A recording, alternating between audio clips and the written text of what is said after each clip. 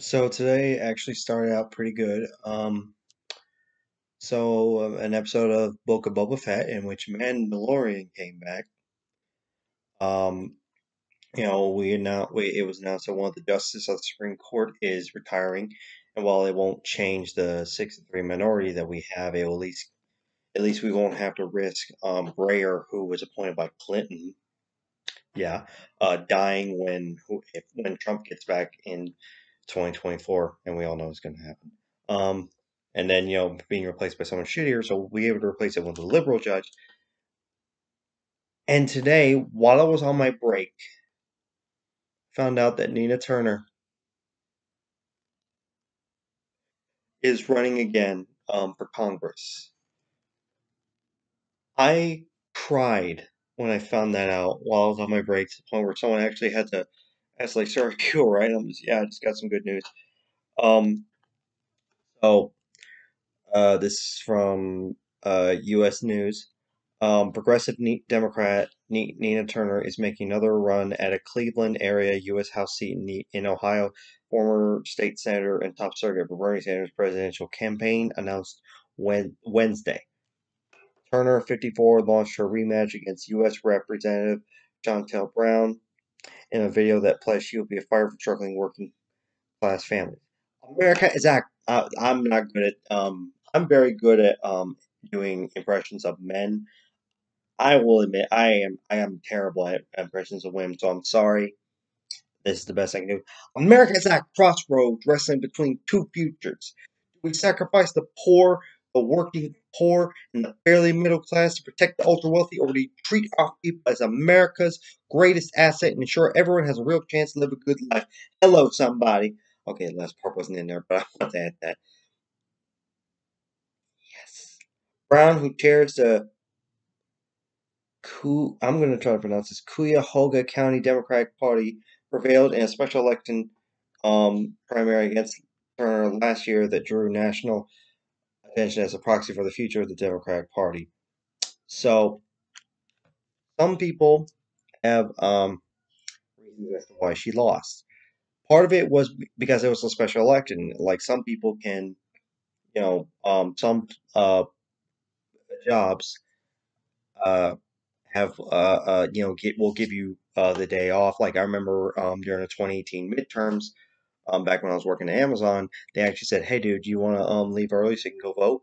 And although I had plenty of time, I got off at like 4, and I just wasn't feeling working that day. So I'm like, "Hey, if it means getting out of work early, sure." But they're not. A lot of businesses aren't going to do that for like a special election.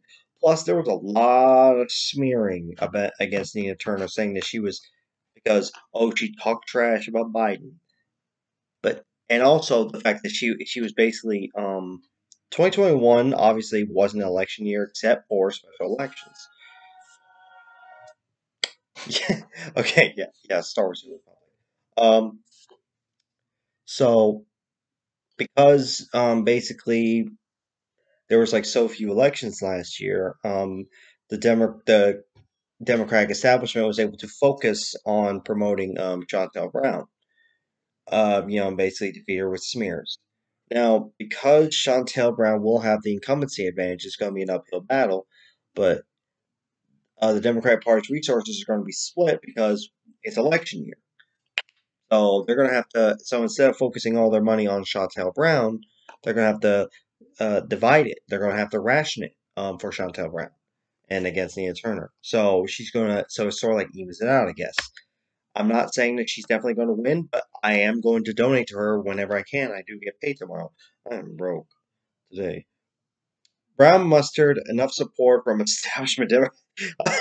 I'm laughing at how honest that is. Like, just like yeah, in the campaign. That's how funny it is. It's like wow. Um, in the campaign's final weeks to overcome, Turner's year of dog campaign capturing. Ooh, I didn't know this. Just over 50% of the vote. Turner's almost 45 in the 13-way race. I mean, like there were 13. Anyway, Brown easily won the general election in the heavily Democratic district after a bunch of smears against Nina Turner, filling a seat vacated when then U.S. Representative Marcia Fudge joined President Joe Biden's cabinet. What was she? Yeah, who cares? Ohio's congressional district lines for 2022 are not settled yet, but Turner said she is more committed to serving her hometown, whatever final maps deliver.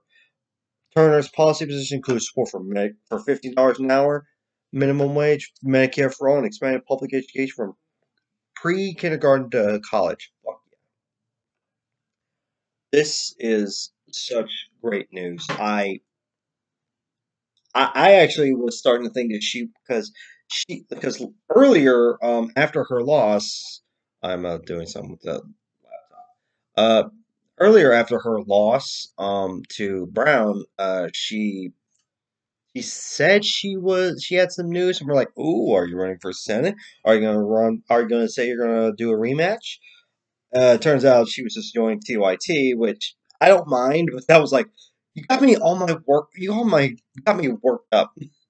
But it turns out this may have been the secret that she was waiting on, and I am so excited. Like I am going to donate as much as I can when I work $12 an hour. But this is good news. I I think, as I mentioned, because the Democratic Party's resources are going to be limited, they're going to have to actually ration their resources and their money.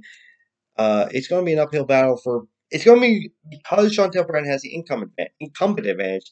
It's going to be hard for Nina Turner, but because of, like I said, the whole it's going to be an election year, and they're going to have to spend all that money on so many other candidates. They're going to have to. It's going to be hard for Chantel Brown because what the fuck does she stand for? Well, here's hoping.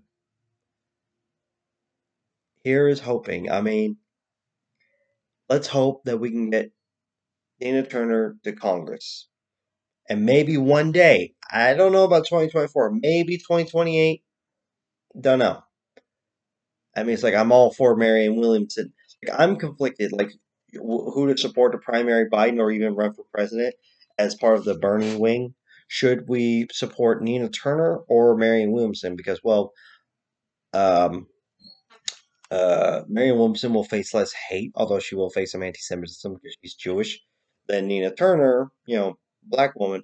But Nina Turner was with Bernie the whole time, and she's a strong black woman, and I respect that, you know. But this is good news. I will support her. I recommend y'all support her whenever you can. Like, I'm not asking you to do it like every single time because I understand. Trust me, I'm in so much debt up to my eyeballs. I'm crying about it. Had some dark moments. Um, but this is good news.